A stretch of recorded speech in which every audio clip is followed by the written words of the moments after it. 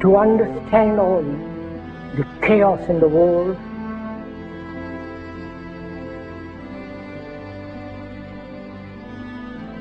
and as we have been programmed, both biologically, physically, programmed mentally, intellectually,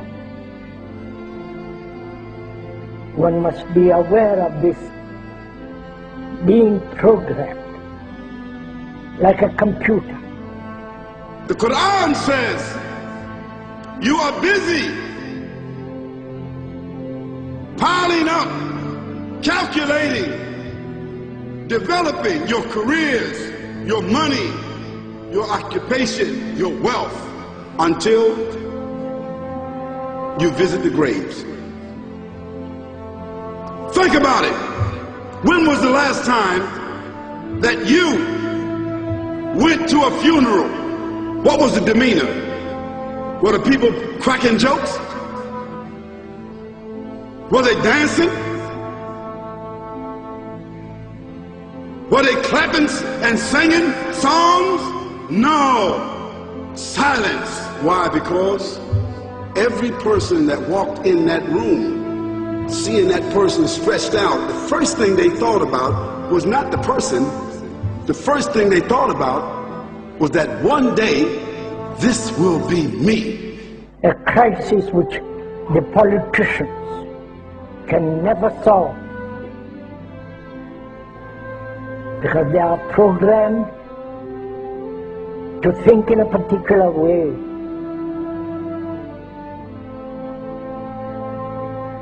Nor the scientists can solve or understand the crisis, nor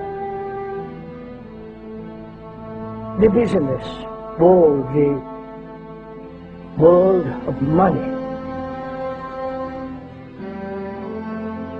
You have meddled with the primal forces of nature, Mr. Beale, and I won't have it. Is that clear? You think you merely stopped a business deal. That is not the case. The Arabs have taken billions of dollars out of this country, and now they must put it back. It is ebb and flow, tidal gravity. It is ecological balance. You are an old man who thinks in terms of nations and peoples. There are no nations. There are no peoples. There are no Russians. There are no Arabs. There are no third worlds. There is no West. There is only one holistic system of systems. One vast and immane, interwoven, interacting, multivariate, multinational dominion of dollars. Petrodollars, electrodollars, multi-dollars, Reichmarks, rims, rubles, pounds, and shekels. It is the international system of currency which determines the totality of life on this planet. That is the natural order of things today. That is the atomic and subatomic and galactic structure of things today. And you have meddled with the primal forces of nature. And you will atone.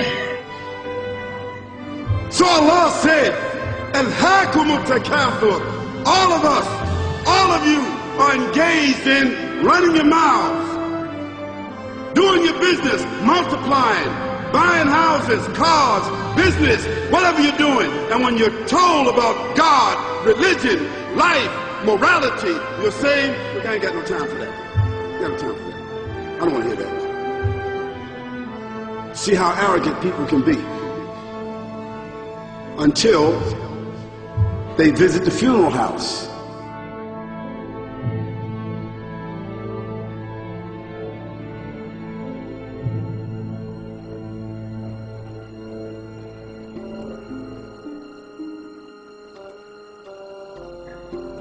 So unless One is very, very serious, not flippant, not casual, but is concerned with the whole of humanity.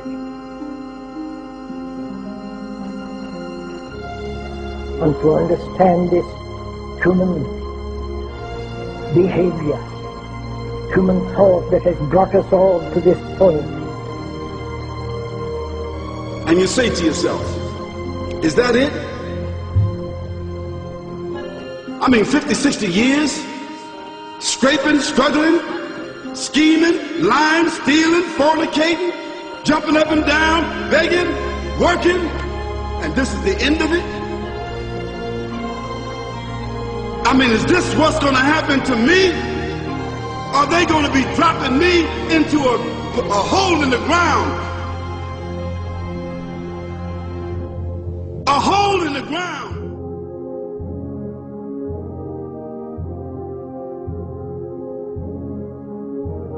I disagree with you on Israel, but in what way? You're not a supporter. I hope Israel flourishes. I just don't think it's worth an American life or an American dollar.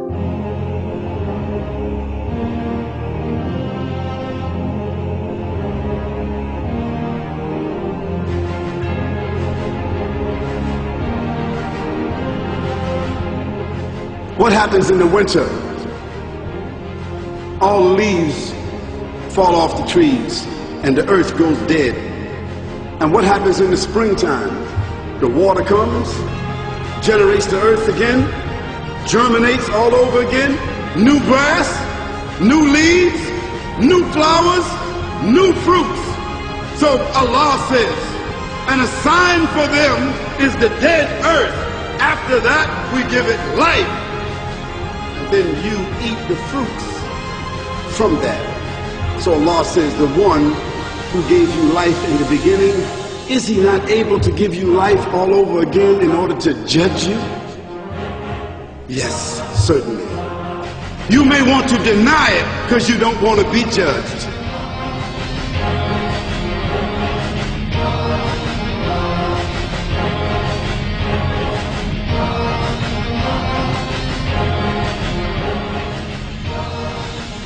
And we say, and to us this living, which is misery, is we accept. If we didn't accept this existence as misery, then life and death are the same movement. Like love, death, and living are one. One must totally die to find what love is. And to go into this question of what is death, what lies beyond death, whether there is reincarnation, whether there is a resurrection, for all that becomes rather meaningless if you don't know how to live.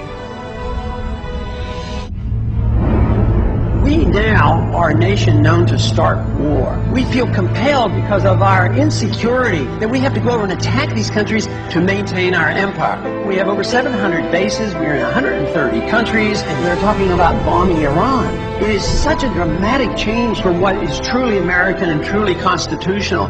I don't want to run the world. The Constitution doesn't give me the authority to run the world. We ought to mind our own business is what we need to do. With all this spending overseas, wasted money. This is a continuation of a revolution. It is a peaceful revolution. It's up to you to spread this message around this country. This is an American cause. It's a cause of freedom. There's something going on in this country, and it's me. Spread the message. Thank you. Because there's a reason for humans to go inside the grave. If the Creator wanted to, He could have caused us to live and then disappear into the atmosphere. But He didn't. He caused us to go into another womb called the tomb. You started out in the womb of your mother and you wind up in the womb of the earth called the tomb. The alternative is that civilizations don't last very long, but destroy themselves.